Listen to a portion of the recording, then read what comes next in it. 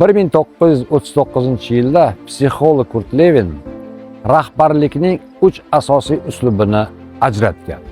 Shulardan birinchisi avtoritar rahbar, ikkinchisi demokratik rahbar, uchinchisi esa liberal rahbar.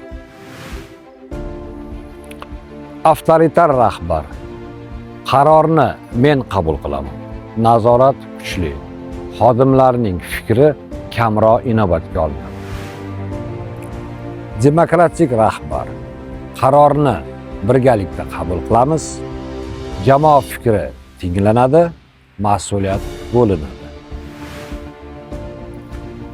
Liberal rahbar: qarorni o'zingiz qabul qiling, jamoaga esa katta erkinlik beradi.